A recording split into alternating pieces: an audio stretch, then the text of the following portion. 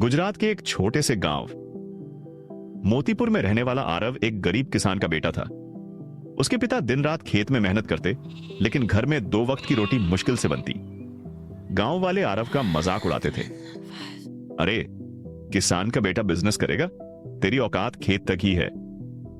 लेकिन आरव की आंखों में बड़ा सपना था। वो गांव का सबसे बड़ा बिजनेसमैन बनना चाहता था। एक दिन गांव में शहर के बड़े बिजनेसमैन विक्रम सिंघानिया आए। उन्होंने गांव की जमीन खरीदने का ऐलान किया। सब खुश थे, लेकिन आरव को कुछ गलत लग रहा था। उस रात उसने सुना, पहले गांव वालों की जमीन सस्ते में खरीदो, फिर यहां फैक्ट्री बनाकर करोड़ों कमाएंगे। आरव समझ गया, पूरा गांव धोखे में है।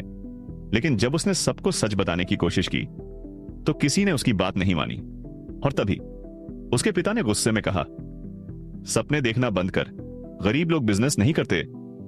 आरव की आंखों में आंसू थे, लेकिन उसी रात उसने फैसला किया, अब मैं साबित करके दिखाऊंगा। अगली सुबह आरव बिना किसी को बताए गांव छोड़कर शहर चला गया। आरव बेगुनाह साबित हो गया, लेकिन अब शहर में उसकी इज्जत बन चुकी थी। राजेश ने पहली बार कहा, तू अलग है। आरव दुकान को ग्रो करने लगा। कुछ महीनों में छोटी दुकान एक मिनी शोरूम बन गई। लेकिन सफलता देखकर दुश्मन भी पैदा हो गए।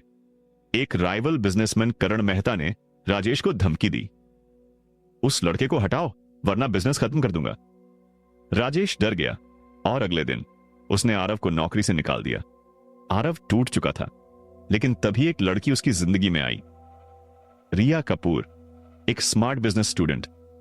उसने कहा, तुम दूसरों के लिए काम करने के लिए नहीं बने, अपना बिजनेस शुरू करो। रिया ने आरव को एक पुराना बंद वेयरहाउस दिखाया और कहा, यहीं से शुरू होगी तुम्हारी एम्पायर।